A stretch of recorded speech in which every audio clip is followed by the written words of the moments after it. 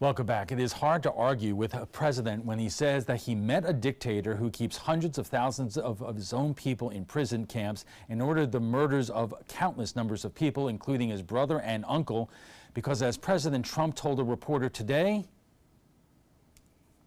I don't want to see a nuclear weapon destroy you and your family.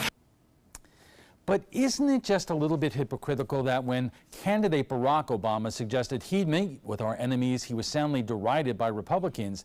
And can't a lot of folks be justifiably just a little confused when the president salutes members of the North Korean delegation just days after calling Canada's leader weak, and one of his top economic advisors said there's a special place in hell for Prime Minister Justin Trudeau?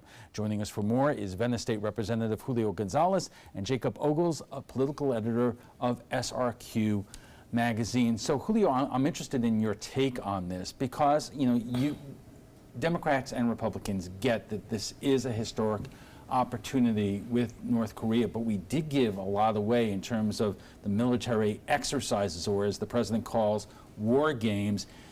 And it does come after days after some, calling our Canadian friends to the North who, helped us after 9/11 and fought alongside us during World War II, weak, and other things. Well, I don't think that President Trump was speaking about the Canadian people, and I don't think he was talking about our historic relationship with Canada. I think he was specifically directing his comments to the Prime Minister. And I think he was very upset about the fact that the Prime Minister did not seem to demonstrate any concerns while he was there in front of him. And then as soon as the President left, Prime Minister Trudeau went off to the airwaves and essentially backslapped President Trump. I think he didn't appreciate that. Isn't that because the president says that we have a trade deficit with Canada? We had an economist on last night who says factually it is not true. When you talk about trade, goods, and services, we actually factually have a surplus with Canada. And it's a good thing that we have a surplus in certain items, and perhaps even the net surplus. I haven't looked at that statistic. But I think the effort of the president has been, and he's been very open about this, he wants to even up the trading field in terms of certain disadvantages that we have in the market in exporting some of our goods. For example, one of the topics that has come up recently has been in the issue of milk with over 200% tax rates. So I think it is a very Trump-esque way of delivering messages and perhaps putting people on guard that he aims to put the pressure on you in order to promote negotiations. Jacob, how does that play around here? Well, I think that Trump is a divisive figure all the way around. I think that it energizes his critics. I think there is certainly a contingent of loyal Trump voters who like the defiance anytime it comes out, who that's what they appreciate about Trump in the first place and what they like now. That's part of what being a populist is. We have a quick moment for a comment that the president made about his meeting and his summit and what he has dealt with in terms of North Korea. I came in, that was what I inherited. I should have never inherited. That should have been solved long before I got there. I did a great job this weekend. The fake news said, oh, you met. The only thing they saw that I gave up. One broadcast said, he gave up so much. You know what I gave up? I met. We had great chemistry. He gave us a lot. You haven't had a missile test in 7 months. You haven't had a firing. Is correct about that, is he not? Well, the implementation of military exercises in Korea is a significant thing that got glossed over there. That said, like you mentioned earlier, I think widely people are happy to see a conversation happening. I think what's upsetting people is the demurring and praising of somebody who's historically been an enemy of the United States. Our conversation on This Week in Politics will continue in a moment. Welcome back, everyone. We are discussing the summit with North Korea, Paul Manafort's hearing, and the Florida gubernatorial race. And joining us for more, our congressional candidate and current Venice State Representative Julio Gonzalez and political editor for SRQ magazine, Jacob Ogles. Let's start with Paul Manafort because Julio, it really is quite a spectacle to see that the former chairman of the president's presidential campaign going off to prison for alleged witness tampering. Yeah, but it was He's played a small part in my campaign, and it was a long time ago. That's at least the narrative that the president is giving.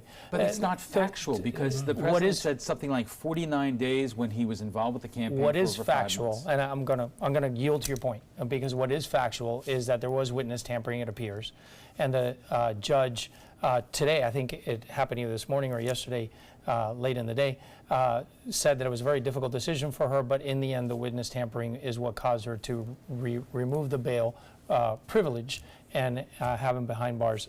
It's very premature to pass judgment, but it's definitely one of those stories that you really have to follow with great interest. Jacob, I'm going to ask once again, on behalf of a lot of people who are watching this right now, who say, we don't care. Why should people care about what happens to Paul Manafort? Because after all, the president will say the allegations against Paul Manafort have nothing to do with Russia collusion. Well, one of the reasons they should care, for the record, is that these allegations were really surrounding Paul Manafort in the midst of the campaign. It was the Ted Cruz people who first were making a lot of noise about the number of ties between Paul Manafort and Russia.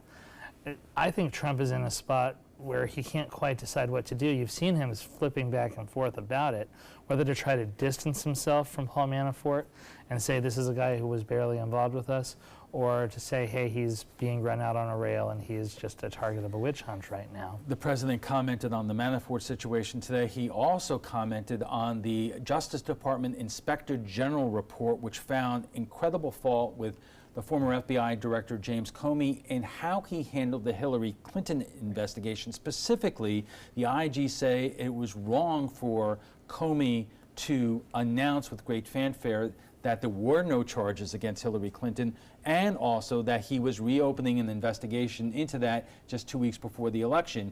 The president, as we saw earlier, took to the White House lawn today to talk to reporters, and he commented on the IG's report, saying this. I think that the report yesterday, maybe more importantly than anything, it totally exonerates me. There was no collusion. There was no obstruction.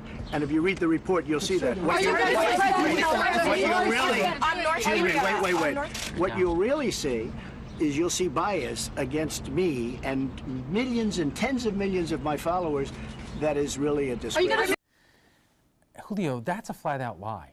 The report does not mention anything about collusion. It does not vindicate the president from anything, and specifically says there was no bias against the president running for office. If anyone who was harmed by what the FBI did, it was Hillary Clinton. Well, if there's a lie about bias, it's the lie in the executive summary that appears in the report. Because if you read the facts on the case, yeah, it was an overwhelming culture of bias.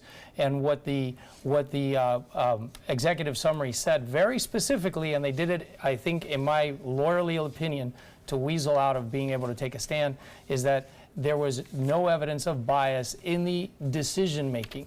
But everywhere else, Alan, from top to bottom, exhibited gross and overt, not only bias, but a desire to defeat one political camp over the other, which is completely inconsistent with what the role of the FBI should be. What Julio is talking about is the released text message of the FBI agent, Peter Strzok, I believe, who, when asked by his mistress, what are you going to do about Trump?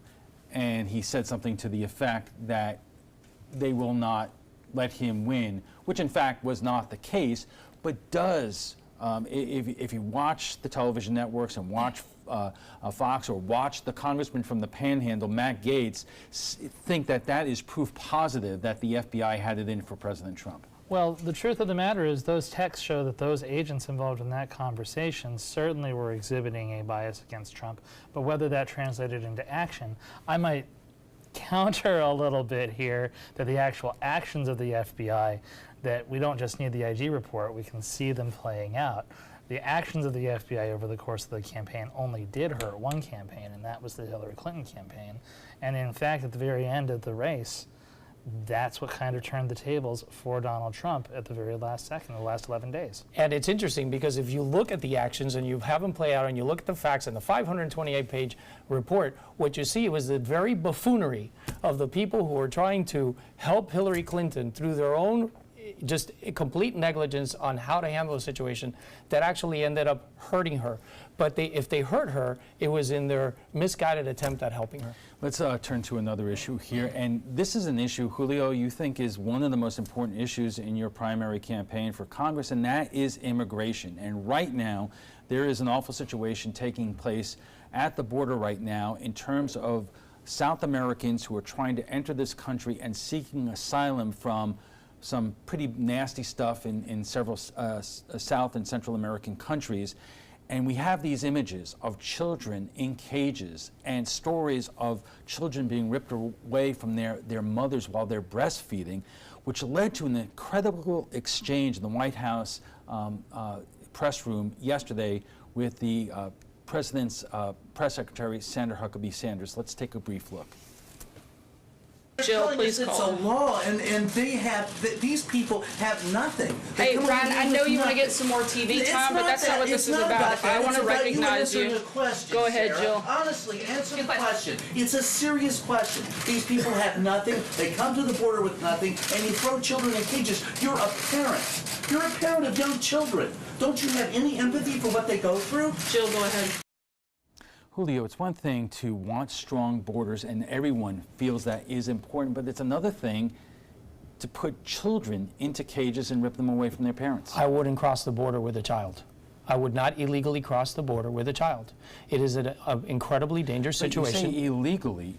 There is a lawful method of seeking asylum in this country, and it has been pointed out, seeking asylum to escape political or civil strife is not illegal. There is a procedure for it. And there is a procedure for it when the policy decision has been made by the United States of America to accept that as a bona fide situation for which asylum will be recognized. But policy is different than law. The part in the situation in Mexico has never been identified or recognized by the United States of America as being a bona fide reason to seek political or hardship asylum. And if anything, Alan, the reason why we're having this problem is because the very negligence of the federal government that has gone back for decades. And this is a tragic situation, I understand that, and I agree with it, but the fix is going to be painful, but it has to be done, because for as long as we allow this situation to continue, scenes like this and situations like this will continue to occur. So, Jacob, as we said at the outset, there are a lot of Democrats and frankly, a lot of Republicans who are pulling their hair out about those images of, there was an image of a kid in a cage. But I have to tell you, I've also spoken to a lot of the Republicans who simply say life is tough, and bringing those kids into the country, as Julio suggested, was the wrong thing to do. I've heard that. I think that it's interesting. This policy has really been going on for a number of years, but of course, like so many political scandals, it's much worse once you suddenly have video. I think the real thing about this politically is it's very difficult to defend the practice itself. And Julio just did a good job of arguing why we shouldn't be judging the agents for doing this, or why the people committing the crime of crossing the border in the first place shouldn't be bringing children with them when they do so. But it doesn't make that any easier to defend the policy of separating children from their parents. We have to thank our guest right now, State Representative and Congressional Candidate Julio Gonzalez, and SRQ Magazine political editor Jacob Ogles, for joining us tonight.